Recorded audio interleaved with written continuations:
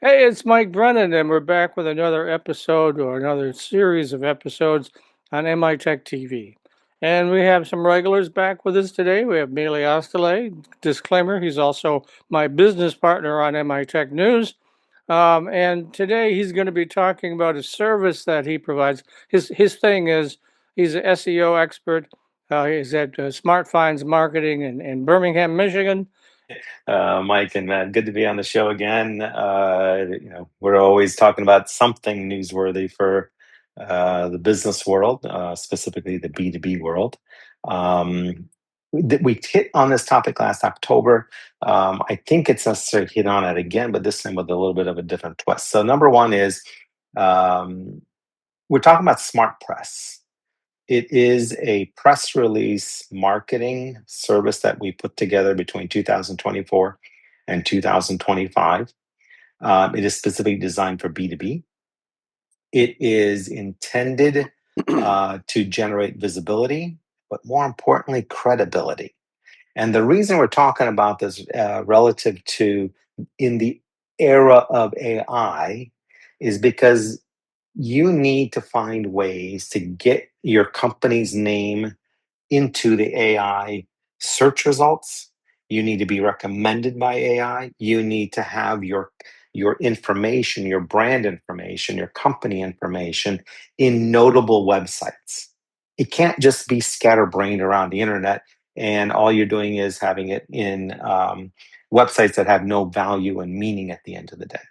So what we saw as a missing gap in the world of B2B is that B2B companies are not using press release marketing properly. In most cases, they don't use it at all. And last but not least, they tend to use it thinking that the only reason they can use it is to announce news, which that's the difference. Press releases no longer just announce news. They establish trust, they establish credibility and visibility. And that's more important nowadays, not just in the terms of the noise that's on the internet, but also to be able to attract and give validation to the AI driven world. That's what we're talking about today. Well, what I was wondering is the key to a press release is getting it to the right media and the right Right. reporter, the right journalist at those media. Um, how do you accomplish that with your system? And how do you make sure that you're not sending people stuff they don't want?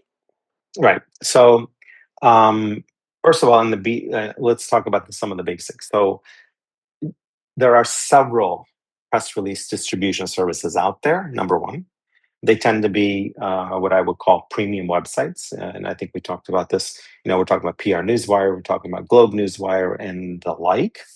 Um, and we're also talking about press release syndication services, which is what I call the cheap version. Okay, that's the one that people spend $30, $50, or $100 or less, and it has no value in the grand scheme of things other than make yourself feel good.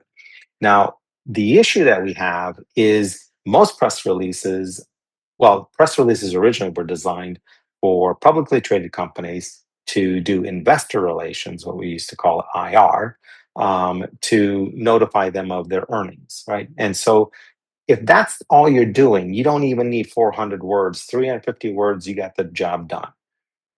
But press releases have evolved, and the medium has evolved, and the opportunities have evolved. And so for a B2B company, you can't do anything with 350, 400 words. You need at least 650.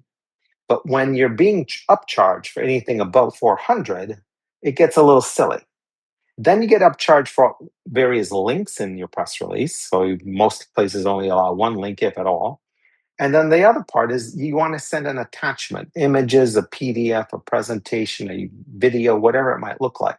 And more importantly, you want the links and that content to travel with the press release. You don't want it to be cut off, which is what definitely happens in the syndication process.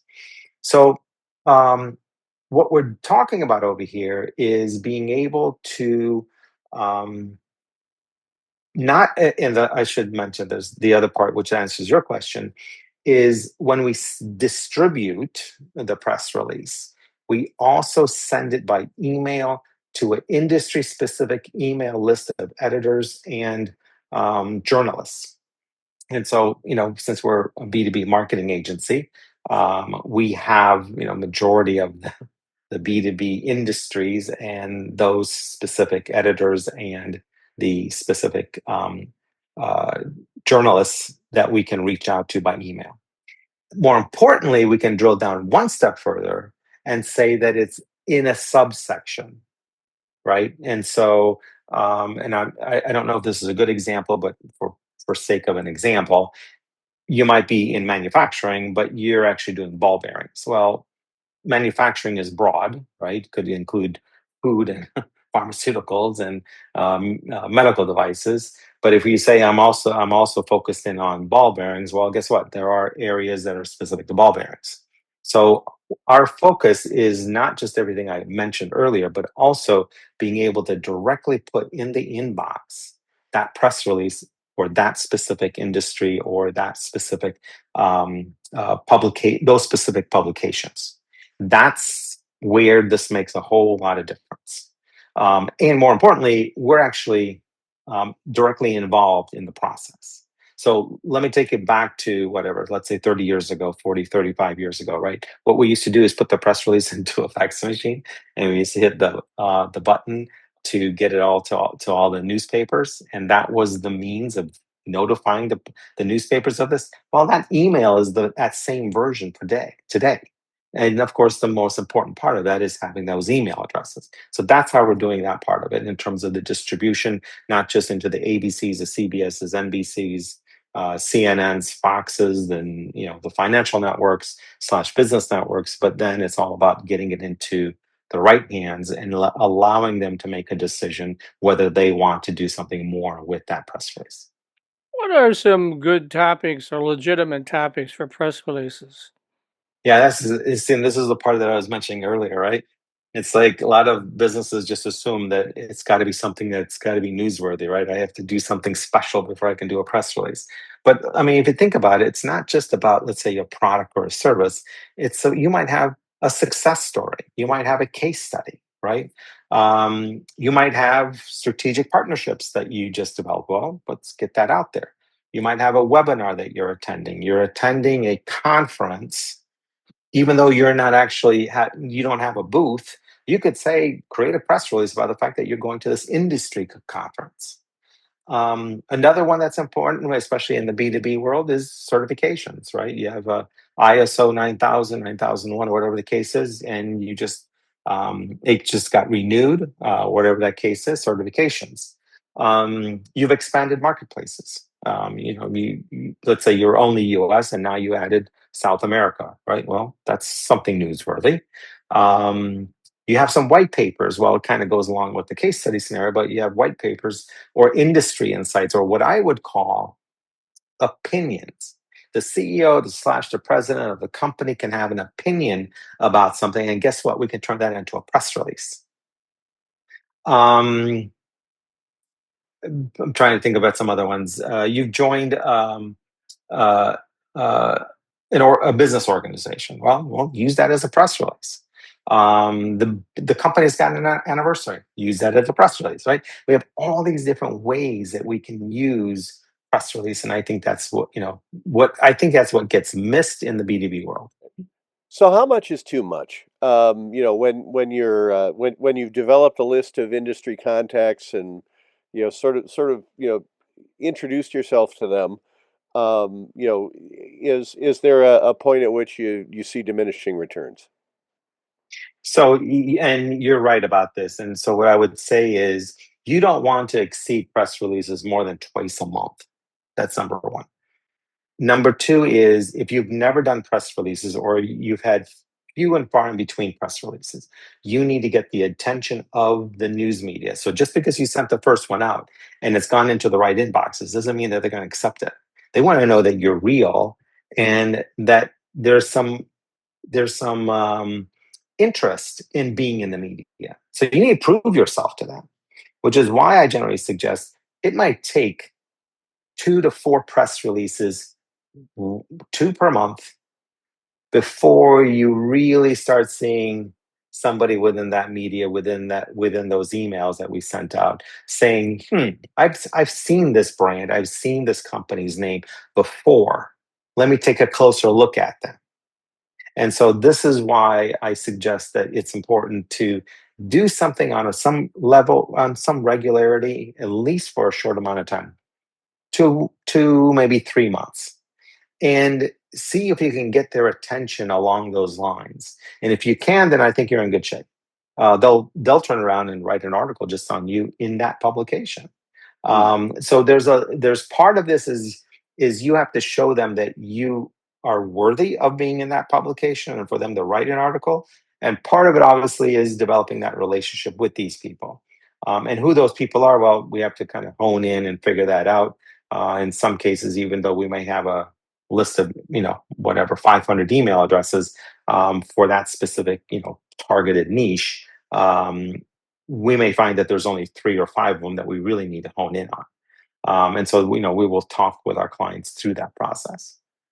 Speaking of honing in on, we're running out of time. So let's talk about SmartPress, that scalable authority for B2B companies. Give us some more details on how much it costs, how you get in touch with you, that sort of thing. Yeah.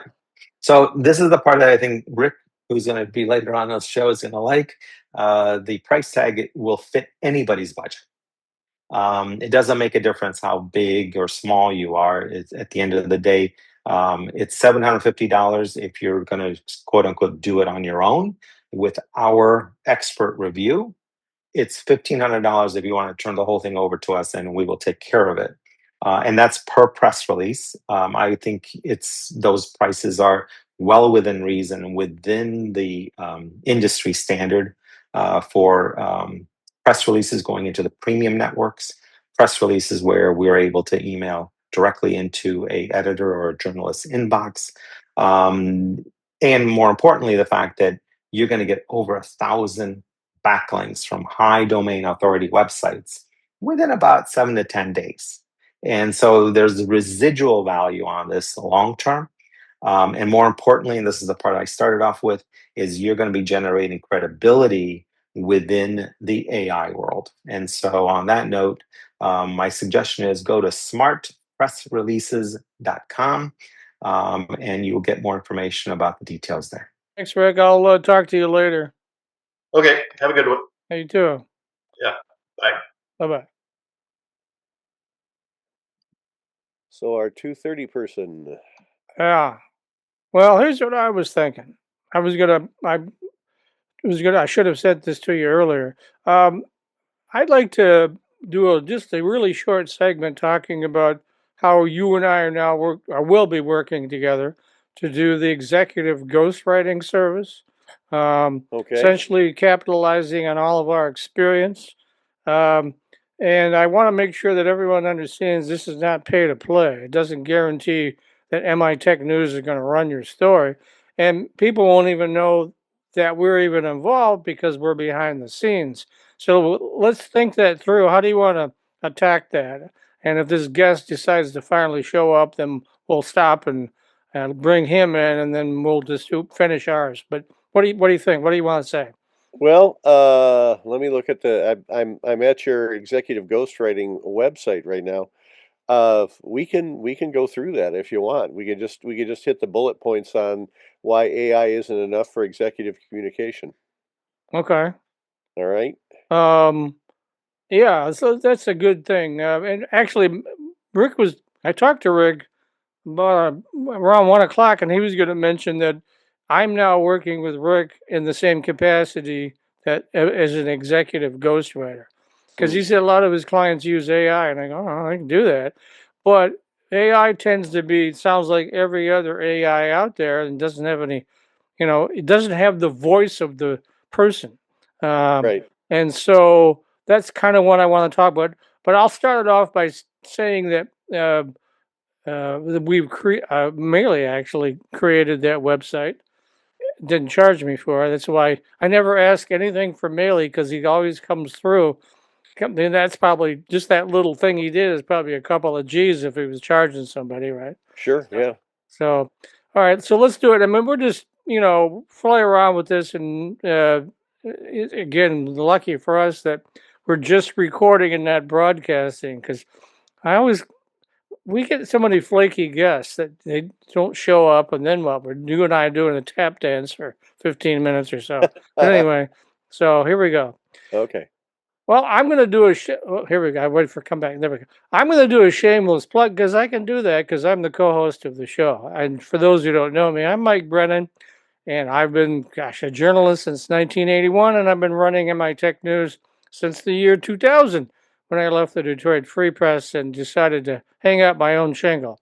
So one of the things that came up, and it was actually suggested by some folks in the public relations industry that I know, and I probably wouldn't have thought of it otherwise, is there's something called ghostwriting. And what that means is that you hire someone to work behind the scenes who develops whatever it is you want to develop, whether that's a SEO or stories or even a press release, I suppose. And then that person or persons creates that for you, but you never know it's coming from them. And so that's what I launched late last year, and it's just starting to roll out. And I recruited another handsome young journalist named Matt Roush, uh, who's joining me. And collectively, what have I got? 80 years or 90 years of experience? Or Yeah. And you're calling me a handsome young journalist is two lies out of three. So, well, but I'll let that go. yeah, I can Um, say what I want, you know. yeah, So but what attracted me to helping you out with this little venture here of executive ghostwriting is the fact that I see an awful lot of people now using AI to write speeches and news releases and a whole bunch of things. And you can tell it's AI generated content because it doesn't sound like the person who is purportedly saying the stuff.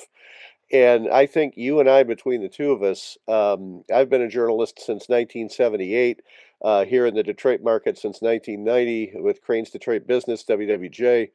Um, I think we have enough between us to be able to capture the voice and the spirit of the person who we're writing for. And that's important in an age when genuineness and authenticity are at a premium. yeah, the other thing, of course, is we know the market. And my bailiwick, gosh, I started out actually a little paper in Florida, but that didn't last very long. Then I went to New York, and my first real job that actually paid some kind of money was called Electronic Buyers News. And so Mm. that was a pretty boring little paper, but it was like going to boot camp for knowing what electronic products were out there. So I've been a tech writer pretty much all my career, and then blended in other things as we go along. And then I've been in this particular market since 1995 when I moved from Seattle, where I was working out there. And so 30 years covering this market. And Matt has the same kind of background. So we know not all the players, but many of the players. And we know what's going on in the state of Michigan quite clearly. So that's the other resource we're bringing to the table. I think you could agree with that, right, Matt? Absolutely. And what I think about our ghostwriting services here is that we understand the angles that matter to an industry or brand, whether it's automotive or high tech. Yeah, you and I have covered several different industries. I've covered retailing in the past, banking and finance, as well as high tech. And I covered that since from 1998 till now, basically. So. I think we are offering a service that is really needed these days in an age of generic, flat sounding speeches, uh, op-ed articles that we can pitch to various publications and websites. And I want to make it clear that this is not a pay to play. Well, yes, I run MI Tech News, but that doesn't mean if you hire us that I'm going to post your stories on MI Tech News. But we can, as Matt said, point you in the direction of folks that would publish your stories, and Mhm. that way we keep that separation. All right. Well, gee, Mike, where do people go to learn more about this service? Well, they have to go to my website right now because we haven't got a separate website set up. But you'll go to MITechNews.com and you'll see about halfway down, there'll be a section there that says executive ghostwriting. Certainly, we can also publicize that link.